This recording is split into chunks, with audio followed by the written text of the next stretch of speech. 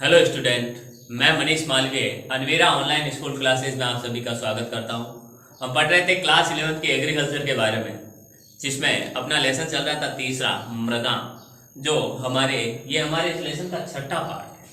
ठीक है, और लेसन काफ़ी लंबा चलने वाला है, इसलिए 3-4 पार्ट अभी और आएंगे इसमें। और हमने पिछली क्लास में मृदा ताप के बारे में पढ़ा था। ठीक है, ये मृदा ताप किस प्रकार से महत्वपूर्ण है। ठीक है, मृदा ताप का महत्व क्या है, उपज पर इसका क्या प्रभाव पड़ता है, फसलों पर इसका क्या प्रभाव पड़ता है, बीजों की अंकुरण पर, जड़ों की वृद्धि पर क्या प्रभाव पड़ता है, पादप की वृद्धि पर क्या प्रभाव पड़ता है। आज अपन पढ़ते हैं उसके बारे में। अपन ने लास्ट में थोड़ी सी चर्चा की थी, मृदा जो ताप होता है उसको प्रभावित करने वाले कारकों के बारे में अपन ने थोड़ी सी चर्चा की थी। आज अपन उन कारकों को थोड़ा विस्तार से पढ़ते हैं। तो पहला, मृदा ताप को प्रभावित करने वाले कारक। मृदा ताप को प्रभावित करने वाले कारक।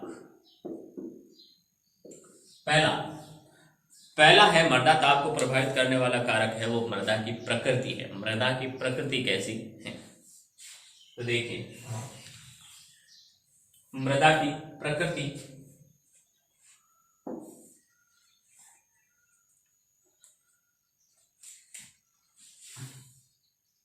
पहला है मृदा की प्रकृति कैसी है, उस आधार पर मृदा की प्रकृति किस प्रकार से मृदा ताप को प्रभावित करती है। पढ़ते हैं, जो खनिज पदार्थ होते हैं उनकी जो विशिष्ट ऊष्मा होती है, मिट्टी के अंदर खनिज पदार्थ और जीवांश पदार्थ दोनों पाए जाते हैं। तो उस मिट्टी के अंदर उपस्थित खनिज पदार्थों की जो जीवांश विशिष्ट ऊष्मा होती है वो जीवांश पदार्थों की अपेक्षा कम होती है। इसलिए खनिज पदार्थ जीवांश मृदाओं की अपेक्षा शीघ्रता से ताप ग्रहण करते हैं। जो खनिज पदार्थ वाली मृदा होती है वो जीवांश पदार्थों की मृदा की अपेक्षा शीघ्रता से ताप ग्रहण करती है और क्या करती है, जल्दी गर्म होती है। ठीक है,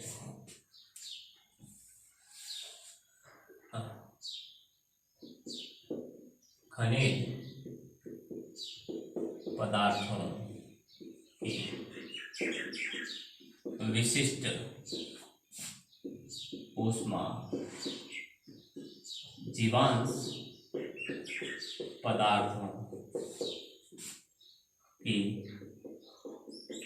विशिष्ट ऊष्मा की अपेक्षा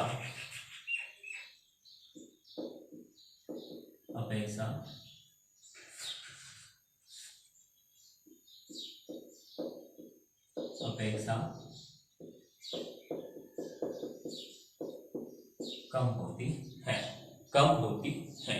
इसलिए खनिज मृदाएं जीवांश मृदाओं की तुलना में बहुत जल्दी ग्रहण करती हैं, ताप ग्रहण करके गर्म होती है। इसलिए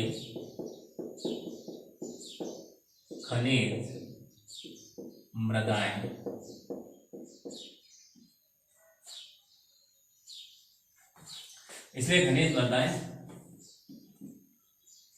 बहुत जल्दी ताप ग्रहण करके गर्म होती है। फिर छोटे कणों वाली जो मृदा होती है वो जल की मात्रा अधिक होने के कारण, जो छोटे कणों वाली मृदा होती है उसमें क्या होती है, रंध्रों की संख्या ज्यादा होती है, जिससे उसमें पानी की मात्रा अधिक इकट्ठा हो सकती है। तो छोटे कणों वाली मृदा में जल की मात्रा अधिक होने से उनका ताप क्या होता है, कम होता है। ताप कम होता है, कम क्यों होता है कि उसमें पानी की मात्रा होती है, जल इकट्ठा हो रखा होता है, पानी ज्यादा मात्रा में होता है, जिसके कारण वो धीरे धीरे क्या होती है, गर्म होती है। तो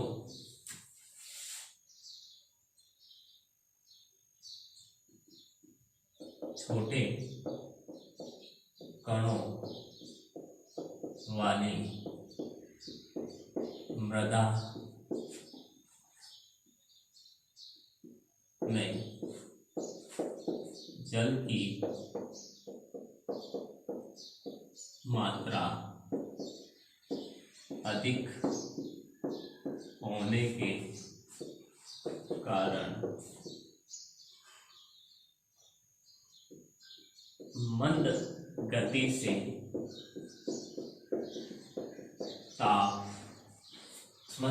ताप ग्रहण करती है। मंद गति से क्या करती है? ये ताप ग्रहण करती है। अगला है मृदा का रंग, मिट्टी का रंग।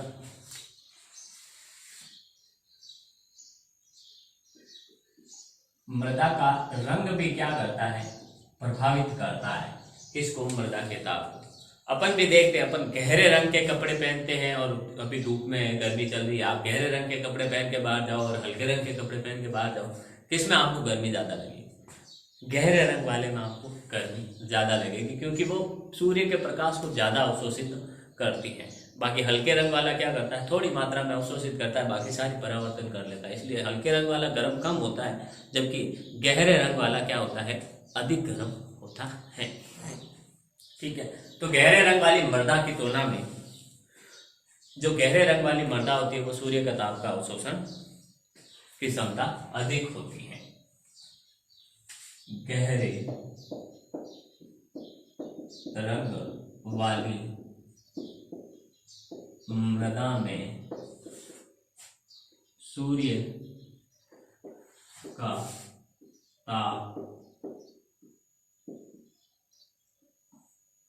वाली मृदा में सूर्य का ताप अवशोषण करने की क्षमता अधिक होती है। गहरे रंग वाली मृदा में सूर्य का ताप अवशोषण करने की क्षमता क्या होती है? हमेशा अधिक होती है। हल्के रंग का ताप वायुमंडल में परावर्तित कर देती है। हल्के रंग की जो मिट्टी होती है वो सूर्य के ताप को वापस वायुमंडल में परावर्तित कर देती है। हल्के रंग की मृदा सूर्य के ताप को पुनः वायुमंडल में परावर्तित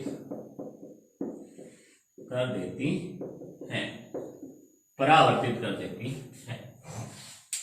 यह हल्के रंग की मृदा का गुण है जो मिट्टी को प्रभावित करती है। फिर मृदा की आर्द्रता। ठीक है, अब जिस मृदा में आर्द्रता पानी की मात्रा ज्यादा होगी वो क्या होगी? मंद गति से गर्म होगी। ये अभी अपन ने पढ़ा है महीन कणों वाली मिट्टी में, जो दूसरा हमारा पॉइंट था, छोटे कणों वाली मृदा में। तो देखिए मृदा की आर्द्रता, जल का विशिष्ट तापमान क्या होता है? अधिक होता है। खनिज पदार्थों के विशिष्ट ऊष्मा या विशिष्ट तापमान क्या कम होता है, इसलिए ये जल्दी गर्म हो जाते हैं। जल का विशिष्ट तापमान अधिक होता है, इसलिए वो धीरे धीरे क्या होता है? गर्म होता है। इसलिए और जल का विशिष्ट तापमान अधिक होता है, जिसके कारण वो धीरे धीरे गर्म होता है। इसीलिए जिस मिट्टी में जल पाया जाता है, पानी पाया जाता है, वो क्या करती है? धीरे धीरे गर्म होती है, अर्थात ताप का कम अवशोषण करती है।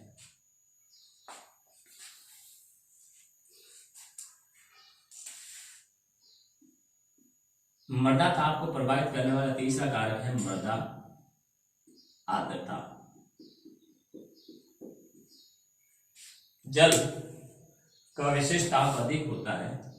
जल का विशिष्ट ताप अधिक होता है, इसलिए आर्द्र मृदा शुष्क मृदा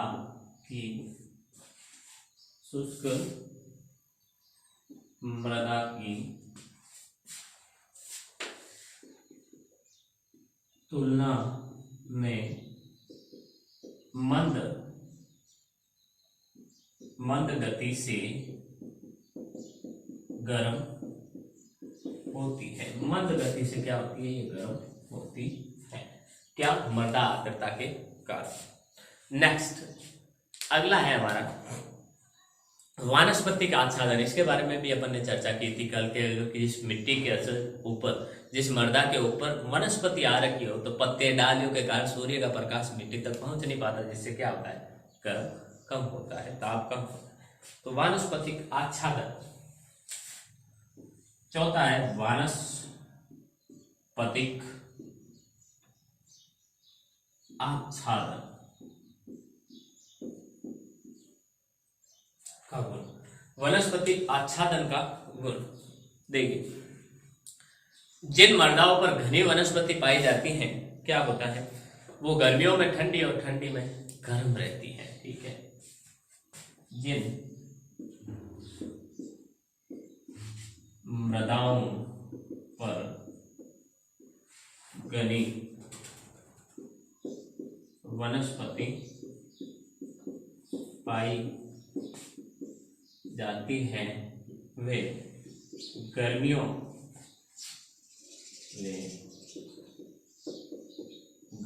में ठंडी में गर्म रहती, वह ठंडी में गर्म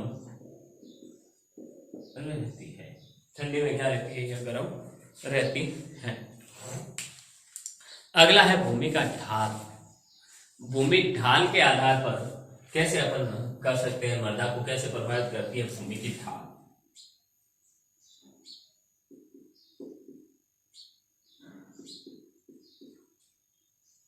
भूमि ढाल कैसे प्रभावित करती है मृदा को, देखें जो उत्तरी गोलार्ध होता है, अब पढ़ते हैं अपन इस प्रकार से पृथ्वी के बारे में। ये तो होता है नॉर्थ, उत्तरी गोलार्ध, ये साउथ दक्षिणी गोलार्ध होता है, बीच में भूमध्य रेखा होती है। ठीक है, तो इनका ढाल किस तरफ है, आप कैसे कह सकते हैं, इस तरफ भी तो है।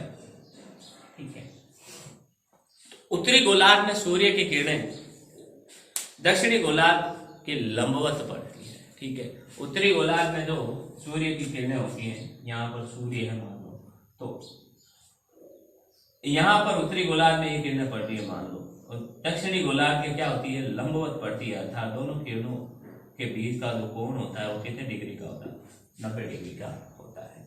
अर्थात उत्तरी गोलार्ध में सूर्य की किरणें दक्षिणी गोलार्ध के लंबवत पड़ती हैं, जिससे वहां की मृदाएं शीघ्र गर्म हो जाती हैं। इसलिए यहाँ की मृदाएं क्या हो जाती है, शीघ्र गर्म हो जाती हैं।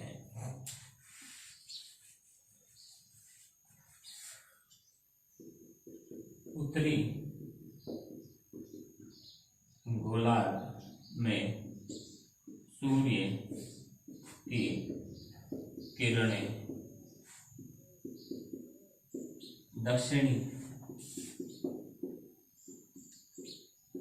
गोलार्ध की तुलना में लंबवत पड़ती है,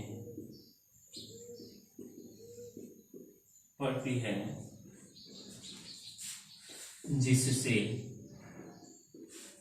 वहां की मृदा शीघ्र गर्म हो जाती है। शीघ्र क्या हो जाती है, वहां की मृदा गर्म हो जाती है। इसके बाद देखिए, स्क्रीनशॉट ले पहले आप इसका।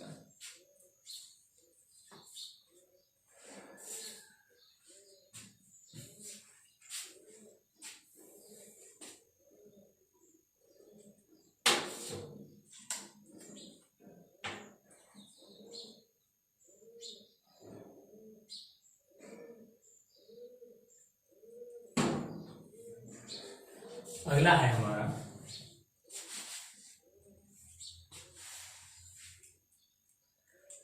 जलवायु मृदा के ताप को किस प्रकार से प्रभावित करती है, वो पढ़ते हैं अपन।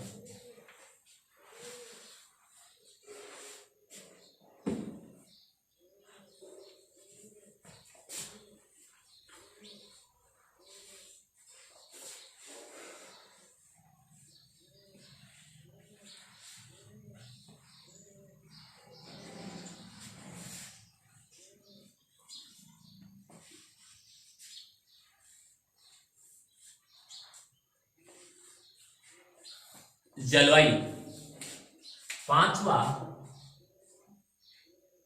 छठा जो कारक है जलवायु, जलवायु का तापमान पर क्या प्रभाव पड़ता है। ठीक है, अब जैसे जैसे ध्रुवों से हम भूमध्य रेखा की तरफ आते हैं, ठीक है, बढ़ते हैं तो मृदा ताप में वृद्धि होने लगती है। ठीक है, हम जानते हैं ये हमारे ध्रुव है, उत्तरी ध्रुव नॉर्थ साउथ, ठीक है, ये बीच की भूमध्य रेखा। जैसे जैसे अपन आते हैं तो सूर्य का प्रकाश, सूर्य यहाँ पे है तो भूमध्य रेखा पर तो सूर्य का प्रकाश सीधा पड़ता है और ध्रुवों पर तिरछा पड़ता है, और जहाँ तिरछा पड़ता है वहाँ क्या होती है, ठंड होती है, वहाँ ठंडी होती है, और जहाँ सीधा पड़ता है वहाँ होती है गर्मी। ठीक है, तो जैसे जैसे अपन क्या करते हैं, ध्रुवों से भूमध्य रेखा की तरफ आती है तो ठंड से क्या होता है, गर्मी की तरफ आते हैं, अर्थात मृदा ताप में क्या होती है, वृद्धि होने लगती है। तो यहाँ की मृदा ठंडी होती है, धीरे धीरे जैसे जैसे आते हैं वो मृदा गर्म होती जाती है, यहाँ पर हमें गर्म मृदा प्राप्त होती है। तो जैसे जैसे अपन ध्रुवों से भूमध्य रेखा की तरफ आते हैं, मृदा ताप में वृद्धि होने लगती है। जैसे जैसे ध्रुवों से भूमध्य रेखा की तरफ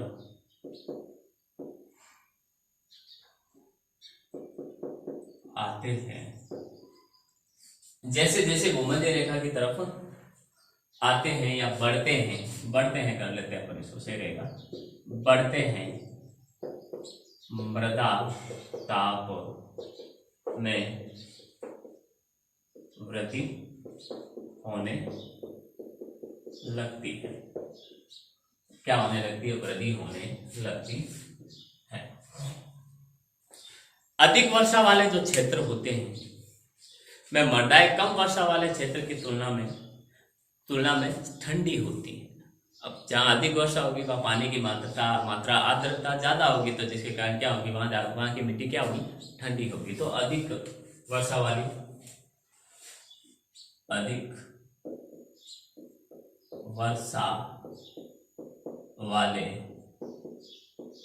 क्षेत्रों की तुलना में कम वर्षा वाले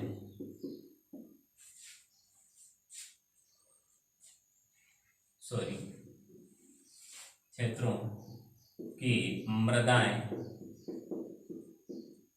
कम वर्षा वाले क्षेत्रों की तुलना में ठंडी होती है। क्या होती है, ठंडी होती है, ठंडी होती है। ऋतुएं, सातवां है हमारा ऋतुएं। ऋतुओं का क्या प्रभाव पड़ता है, इन ऋतुओं का क्या प्रभाव पड़ता है किस पर, हमारे मृदा ताप पर। तो ऋतु में परिवर्तन के साथ मृदा ताप भी परिवर्तन होता है। अगर गर्मी में क्या होगी, मिट्टी गर्म होगी, जैसे ही सर्दी का मौसम आएगा तो मिट्टी क्या होगी, ठंडी होगी, बारिश का मौसम आएगा तो भी ठंडी होगी। तो ऋतु परिवर्तन के साथ साथ, मौसम परिवर्तन के साथ साथ भी क्या होता है, हमारा मृदा ताप परिवर्तन होता है। इसमें ये लिख देते हैं, ऋतु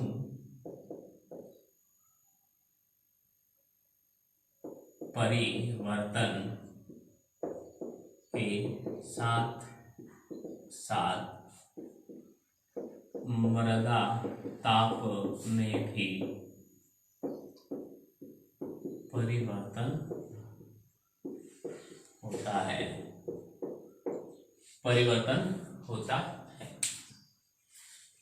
परिवर्तन होता है। तो ये तो हो गई मृदा ताप की बातें कंप्लीट। हमने मृदा ताप कंप्लीट कर दिया, मृदा जल पढ़ा उससे पहले, फिर मृदा ताप पढ़ा। अब पढ़ते हैं अपन मृदा वायु के बारे में। मृदा की वायु के बारे में अपन पढ़ते हैं। मृदा वायु, मृदा वायु क्या होती है? देखिए, वह मृदा जिसमें उगे पौधे, वह मिट्टी जिसमें उगे पौधों तथा सूक्ष्म जीवों के लिए क्या हो, के लिए गैसें उचित अनुपात और प्रचुर मात्रा में उपलब्ध हो, उसे वातित मृदा कहते हैं। ठीक है, मृदा वायु का मतलब जो रंध्र अवकाश होते हैं, मिट्टी के कणों के बीच जो जगह होती है उसमें वायु पाई जाती है, वो मृदा वायु कैसे पाई जाती है, वो मृदा वायु के अंतर्गत आती है। ठीक है, और ऐसी मृदा या वह मृदा जिसमें क्या हो, उगे पौधों और सूक्ष्म जीवों के लिए उचित अनुपात और प्रचुर मात्रा में क्या हो, गैसें उपलब्ध हो, उसे वातित मृदा कहते हैं। ठीक है, वह मृदा जिसमें उगे पौधों व सूक्ष्म जीवों के लिए गैसें उचित अनुपात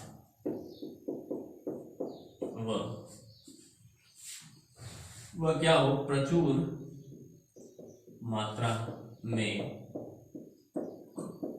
उपलब्ध हो, उसे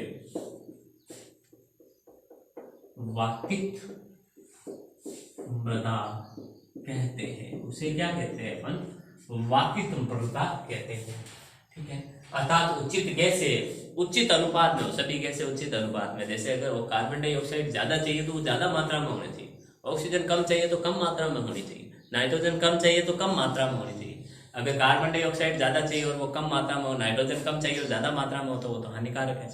तो ठीक है, और जो ज्यादा चाहिए वो प्रचुर मात्रा में होनी चाहिए, यानी जितनी आवश्यकता उतनी मात्रा में उतने अनुपात में ये होनी चाहिए। ठीक है, मृदा वातन क्या होता है? देखिए, वायुमंडल व मृदा के रंध्र अवकाशों के बीच वायु का जो आदान प्रदान होता है। ठीक है, वायु सदैव गतिशील रहती है उस अवस्था में। ठीक है, मृदा वातन। अगला है हमारा मृदा वातन। इसी के अंदर वातन क्या होता है? वायुमंडल और मिट्टी के रंध्रावकाशों के बीच वायु जो होती है, ठीक है, वो हमेशा गतिशील रहती हैं, गतिशील अवस्था में रहती हैं। ठीक है, वायु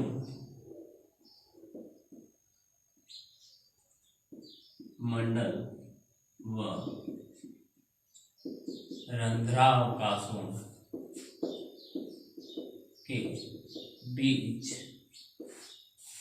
वायुमंडल व रंध्रावकाशों के बीच वायु सदैव गतिशील अवस्था में रहती है। गतिशील अवस्था में क्या करती है? रहती है। गतिशील अवस्था में रहती है, गतिशील अवस्था में रहती है। मृदा में वायु के निरंतर वायु परिभ्रमण में के फलस्वरूप गैसों का क्या होता है? नवीनीकरण मृदा का वातन कहलाता है। गैसों का नवीनीकरण होता है, अर्थात वायु मृदा के अंदर जो रंध्रावकाश होते हैं वहां से गैसें निकल वायुमंडल में जाती है, पुरानी गैसें, नई गैसें वायुमंडल से कहाँ आती है? मृदा में आती है। तो ये जो परिभ्रमण होता है, जिससे गैसों का क्या होता है? नवीनीकरण होता रहता है, इसे मृदा वातन कहते हैं। इसे मृदा वातन कहते हैं। मृदा के वायु में निरंतर परिभ्रमण के फलस्वरूप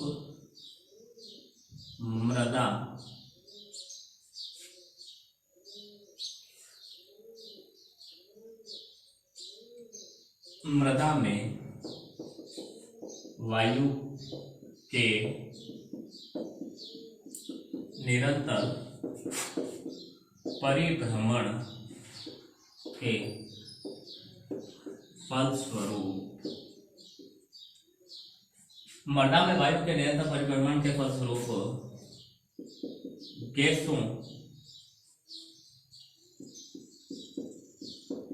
गैसों का नवीनीकरण होता रहता है। इसे मृदा वातन कहते हैं। वातन कहते हैं, इसे मृदा वातन कहते हैं। ठीक है, अब मृदा वायु का संगठन क्या होता है? मृदा की जो वायु होती है वो किन किन से मिलकर बनी होती है? मृदा वातन किसे कहते हैं? वायुमंडल व रंध्रावकाशों के बीच वायु सदैव गतिशील अवस्था में रहती है। रंध्रावकाशों से वायुमंडल में वायु जाती है, वायुमंडल से नहीं वायु कहाँ आती है?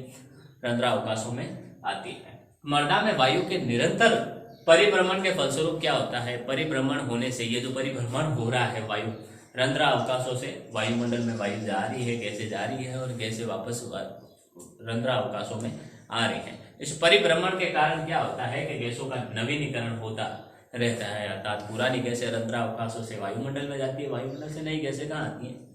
यहाँ पे रंध्रावकाशों में आती है, जिससे इसका नवीनीकरण होता रहता है। इसे अपन मृदा का वातन कहते हैं। इसे मृदा का वातन कहते हैं। अब मृदा वायु का संगठन क्या है? देखिए, मृदा वायु का संगठन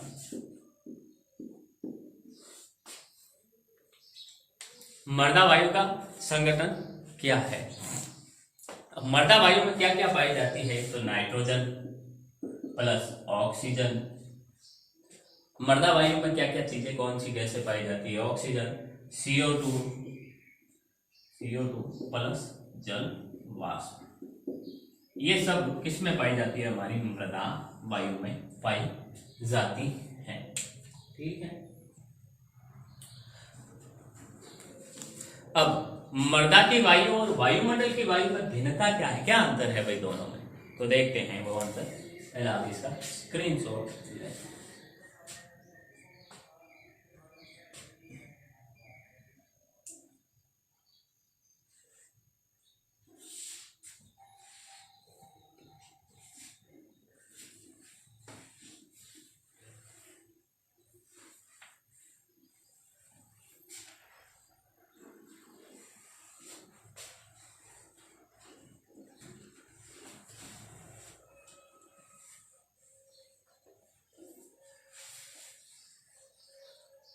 मृदा वायु और वायुमंडलीय वायु में भिन्नता देखिए।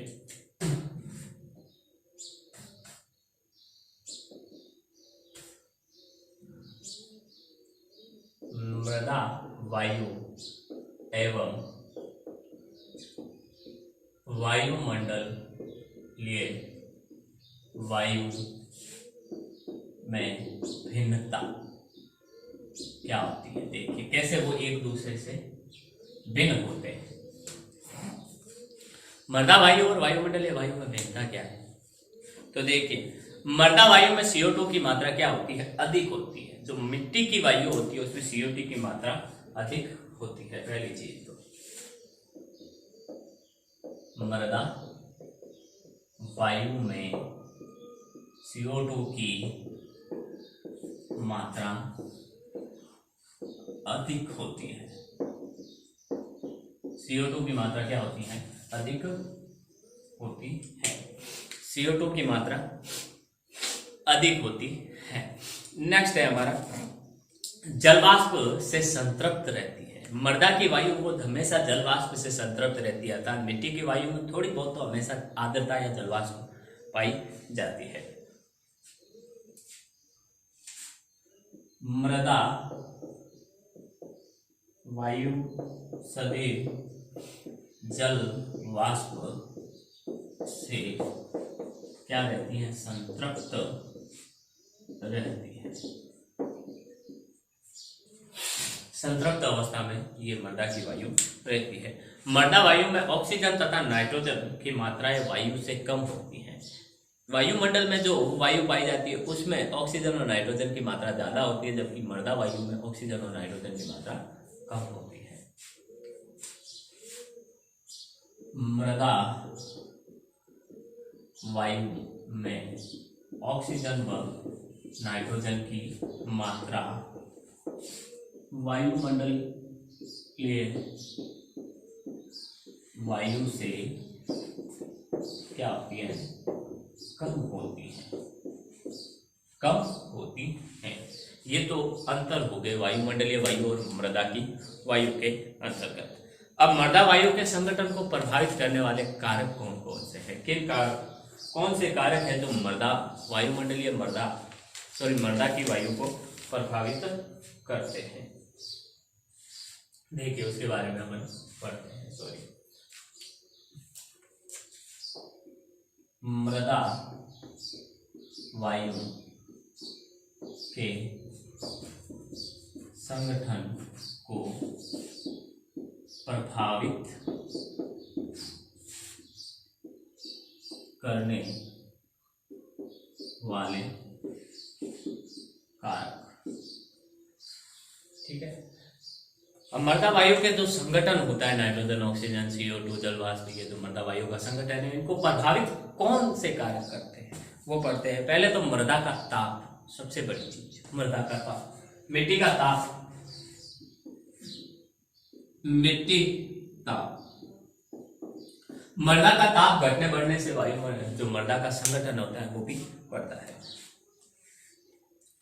देखिए दिन में जो वायु गर्म होती है वो गर्म होकर हल्की होकर फैलकर क्या करती है, वायुमंडल में चली जाती है तथा रात में मृदा में प्रवेश कर जाती है। तो तापमान के घटने व बढ़ने से क्या होता है, मृदा में विभिन्न रासायनिक व जैविक क्रियाएं की गति प्रभावित होती है। मिट्टी की विभिन्न जैविक रासायनिक क्रियाओं की गति प्रभावित होती है। तो ताप से मृदा की वायु किस प्रकार से प्रभावित होती है। एक तो दिन के समय जब ताप ज्यादा होता है तो वायु गर्म होकर मृदा से कहाँ चली जाती है, वायुमंडल में चली जाती है। और रात के समय ठंडक होने पर क्या होती है, वापस वायुमंडल से मृदा में आती है। तो तापमान के बढ़ने और घटने से रासायनिक और जैविक क्रियाओं की गति भी प्रभावित होती है। या तो कई बार तो रासायनिक और जैविक क्रियाओं की गति बढ़ जाती है ताप के साथ, और कई बार क्या हो जाती है, घट जाती है। तो देखिए दिन में मृदा वायु गर्म होकर फैलने से वायुमंडल में चली जाती है, जबकि रात में यह पुनः मृदा में प्रवेश कर जाती है, ठीक है। मृदा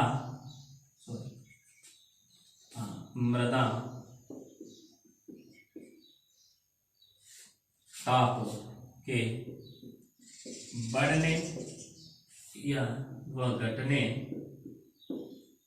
से मृदा की रासायनिक व जैविक क्रियाओं की गति,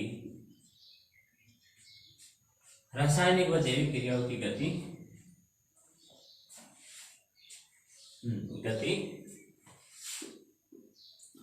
प्रभावित होती है। रासायनिक एवं जैविक क्रियाओं की गति क्या होती है, हमेशा प्रभावित होती है तापमान बढ़ने और घटने से। अगला है हमारा अवमृदा से पृष्ठीय मृदा। अवमृदा और पृष्ठीय मृदा, पृष्ठ की सतह की मृदा और उसके नीचे की मृदा, इन दोनों का मृदा वायु पर क्या प्रभाव पड़ता है। पृष्ठीय मृदा की जो होती है, सतह की मृदा होती है, वो अवमृदा में O2 की मात्रा कमी व CO2 की मात्रा अधिक पाई जाती है। जो पृष्ठीय मृदा होती है उसमें CO2 की मात्रा ज्यादा होती है, O2 की मात्रा कम होती है। किसकी तुलना में, अवमृदा नीचे की सतहों की तुलना में, ठीक है।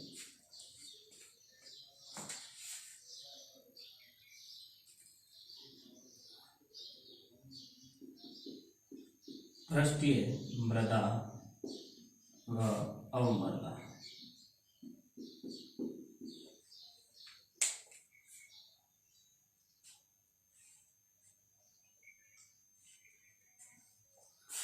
पृष्ठीय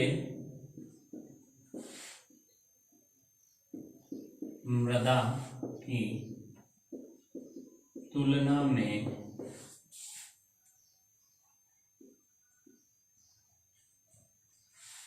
पृष्ठीय मृदा की अपेक्षा अवमृदा में O2 की मात्रा कम तथा CO2 की मात्रा अधिक होती है, अधिक होती है, अधिक होती। फिर फसलों का क्या प्रभाव पड़ता है, किस पर फसलों का प्रभाव क्या पड़ता है हमारे इन मृदा वायु पर, फसलों का क्या प्रभाव पड़ता है। एक बार स्क्रीनशॉट ले आप इसका।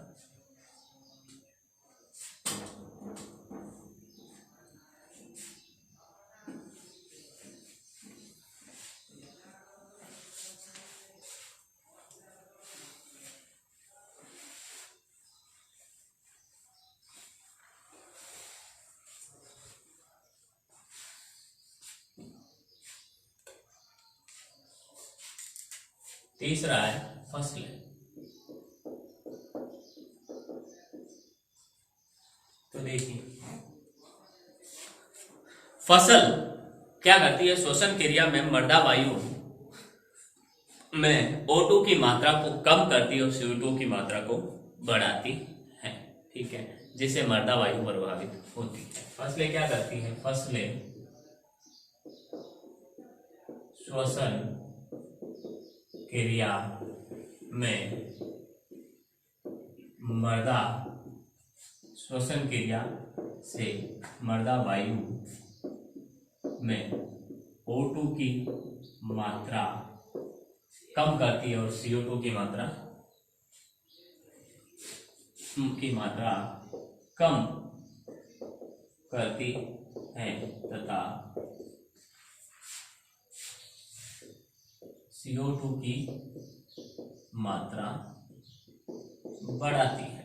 CO2 की मात्रा तो क्या होती है, बढ़ाती है, और O2 की मात्रा कम करती है। कैसे कम करती है, क्योंकि फसलें पौधे सब क्या करते हैं, श्वसन क्रिया में ऑक्सीजन गैस को लेते हैं, CO2 गैस छोड़ते हैं। जैसे हम ये करते हैं, ऑक्सीजन गैस लेते हैं और CO2 गैस छोड़ते हैं।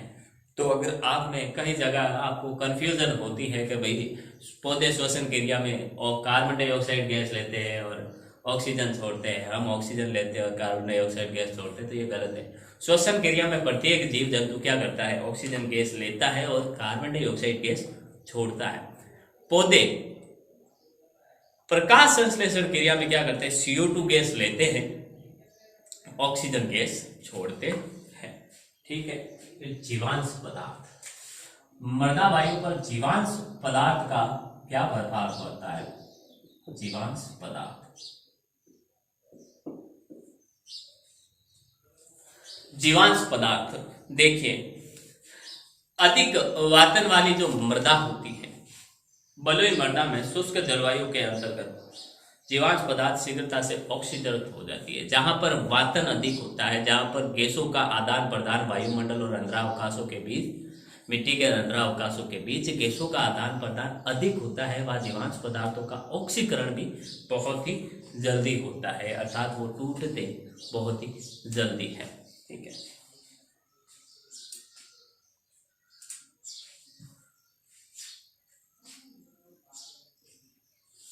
अधिक वातन वाली जीवांश बलुई, अधिक वातन वाली बलुई मृदा में शुष्क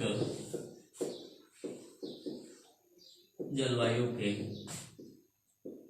अंतर्गत, शुष्क जलवायु के अंतर्गत जीवांश पदार्थ शीघ्रता से ऑक्सीकृत हो जाते हैं। अगर जहां पर मृदा में जीवांश पदार्थ है उपस्थित और उसमें अच्छी तरीके से वायु का जो गैसों का क्या है रंध्रावकाश और वायुमंडल के बीच आदान प्रदान अच्छे से हो रहा है, परिभ्रमण अच्छे से हो रहा है, तो वहां पर जीवांश पदार्थों का ऑक्सीकरण बड़ी शीघ्रता से हो जाता है। अब मृदा वायु को प्रभावित करने वाला पांचवा कारक है ऋतु परिवर्तन।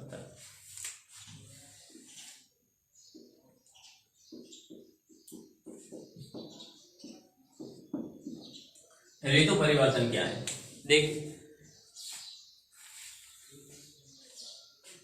जो ग्रीष्म ऋतु होती है गर्मी, उसमें क्या होता है मिट्टी सूखी रहती है, जिससे गैसों का विनिमय आदान प्रदान अधिक होता है, जिससे O2 की मात्रा अधिक तथा CO2 की मात्रा कम हो जाती है। ठीक है, ग्रीष्म ऋतु में मृदा के शुष्क रहने से गैसों का विनिमय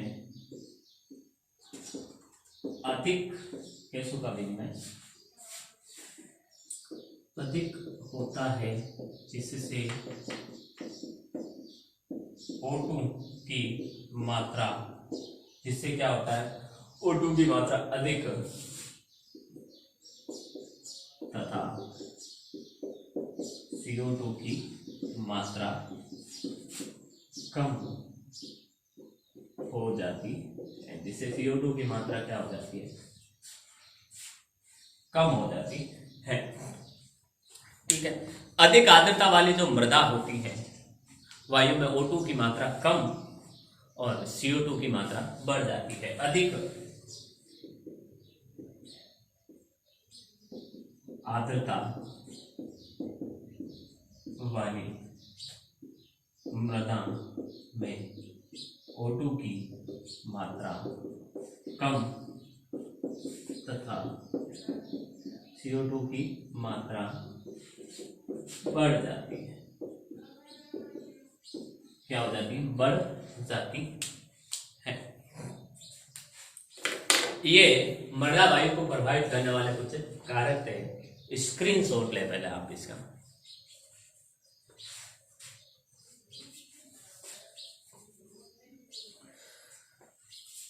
अब मृदा वायु का महत्व क्या है? मृदा वायु का महत्व क्या है? मिट्टी की वायु कहाँ जरूरी है? तो कुछ पोषक तत्व होते हैं मिट्टी में, ठीक है, इसलिए ये महत्व है। पौधे की अच्छी वृद्धि होती है, ठीक है, सही आकार रहता है, अच्छी उपज रहती है पौधों की, फसलों की, इसलिए क्या है ये जरूरी है। तो ये थी हमारी आज की क्लास एग्रीकल्चर की, जो अपना अध्याय चल रहा था छठा पाठ मृदा, तीसरे अध्याय का जो छठा पाठ है मृदा का, वो अपन ने कंप्लीट किया, जिसमें आज अपन ने मृदा वायु के बारे में शुरुआत की और उससे पहले मृदा ताप को प्रभावित करने वाले कारकों के बारे में अपन ने पढ़ा था। ठीक है, मृदा ताप को प्रभावित करने वाले कारकों के बारे में अपन ने चर्चा की और एंड में आज अपन ने मृदा वायु को प्रभावित करने वाले कारकों के बारे में अपन ने चर्चा की है। तो आने वाली क्लास में अपन इस अध्याय को जारी रखेंगे। उम्मीद करता हूँ जो भी आज हमने पढ़ा है वो आपको समझ में आया होगा। मिलते हैं अपन अगली क्लास में, तब तक के लिए ऑल द बेस्ट। घर में रहिए, सेफ रहिए, सुरक्षित रहिए, खुद का और अपनी फैमिली का पूरा ध्यान रखिए। कंटिन्यू ऑनलाइन क्लास से जुड़े रहिए, अपनी स्टडी जारी रखिए। अभिभावक भी कृपया अपने बच्चों को ऑनलाइन स्टडी मटेरियल से, क्लास से जोड़े रखें। ठीक है, थैंक यू।